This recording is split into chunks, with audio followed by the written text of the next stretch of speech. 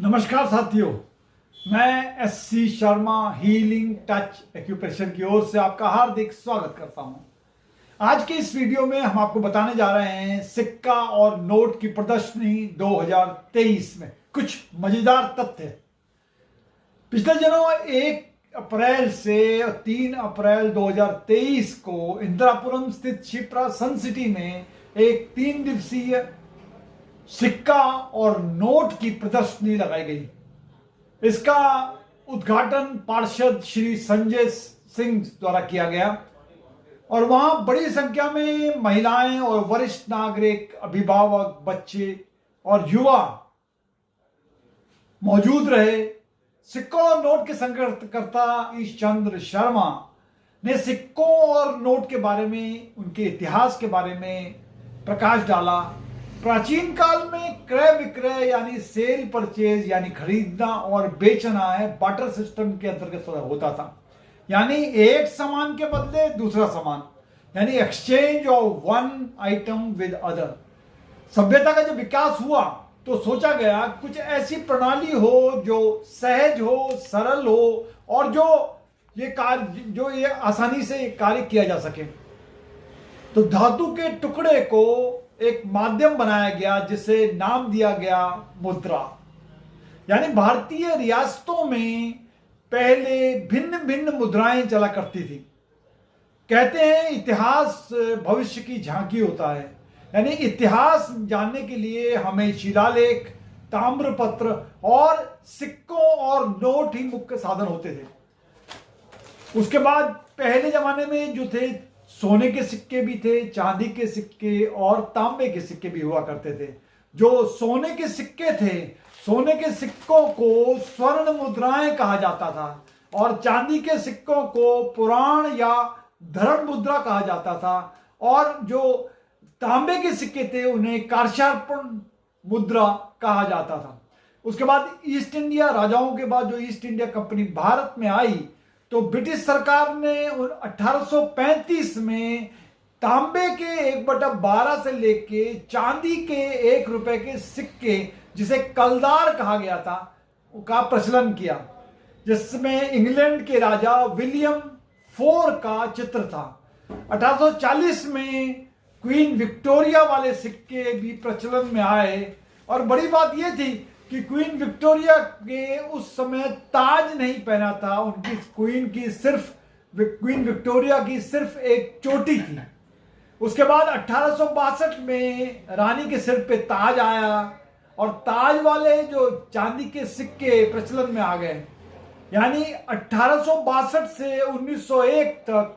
उसके बाद केवल रानी के ही सिक्के चलते रहे। उसके बाद महारानी विक्टोरिया के बेटे किंग एडवर्ड 7 का रुपया प्रचलन में आया। पर बड़ी बात यह थी कि उस समय किंग एडवर्ड का ताजपोशी भी नहीं हुई थी, इसलिए उसे नाम दिया गया मुंडा वाला रुपया। 1911 में किंग जॉर्ज 5 का नया रुपया आया, चलन में आया। 94 लाख सिक्के ढलने के बाद पता चला कि जो यहां पर बैच होता है, जो हाथी वाला बैच था, वो सुअर का रूप में दिखाई दे रहा था। यानी वो सारे सिक्के कोशिश की गई कि उन्हें वापस मंगाया गया और उस सिक्के का नाम जो प्रचलन में आया उसे बोलते हैं पिग रूपी। यानी कुछ रुपए फिर भी सर्कुलेशन में रह गए, ये पिग रूपी। 1921 से 1922 तक यह धीरे धीरे चांदी महंगी होती जा रही थी, तो सिक्कों में चांदी की मात्रा भी धीरे धीरे कम होती जा रही थी।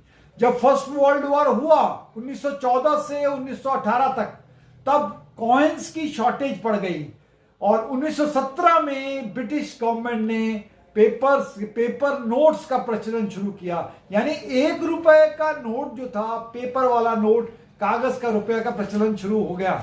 पर लोगों में प्रचलित अभी भी केवल कलदार ही प्रसिद्ध था।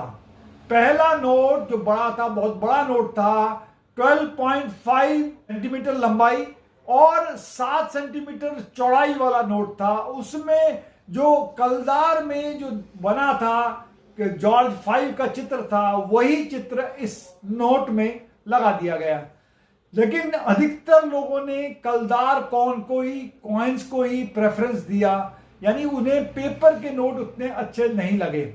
मिशन अच्छा था बहुत ज़्यादा। जब मिलने को नॉलेज मिली, मैंने बहुत सारे फॉरेन के कॉइन्स और इंडियन पुराने ज़माने के, जैसे कि 100 रुपीज़ का एक कॉइन देखा, उसके साथ 10 रुपीज़ का एक कॉइन देखा। बहुत माय नेम इज चेष्टा, I am study in 6th class. मैंने बहुत मज़ा किया, मुझे बहुत अच्छा लगा कलेक्शन देख के। इधर बहुत अच्छे अच्छे कॉइन्स थे और होल वाले कॉइन्स भी थे और बहुत पुराने और कॉइन्स भी थे, ब्रिटिशर्स के भी कॉइन्स। अजीब वाला कॉइन मज़ा आया। थैंक यू बोलो। मेरा नाम माही है और मैं क्लास 4 में पढ़ती हूँ। मुझे बहुत मज़ा आया और इधर अलग अलग टाइप्स के कॉइन्स देखने को मिले और नोट्स भी और बुक्स भी पढ़ने को। नाम मलाला है, मैं 3rd क्लास में हूँ। मैं अंकल को थैंक यू कहना चाहती हूँ, उनने हमारे लिए इतना अच्छा कॉइन एग्जीबिशन रखा और इसमें हमें सबसे अच्छी बात ये लगी कॉइन्स थे और बहुत सारे कंट्रीज के भी कॉइन्स थे, नोट भी थे। 1940 में जॉर्ज 6 का फोटो वाला पेपर नोट शुरू हुआ। तब तक सिल्वर जो था, यानी चांदी, कॉइन्स में केवल 50% रह गई थी। 1947 में, यानी आजादी के बाद जस्ट बाद, निकिल के सिक्के उसमें आए, प्रचलन में आए और फिर मेजॉरिटी जो चांदी के सिक्के थे एकाएक गायब से हो गए थे। यह है भारतीय सिक्कों की आजादी के पहले की कहानी, जो रोचक है।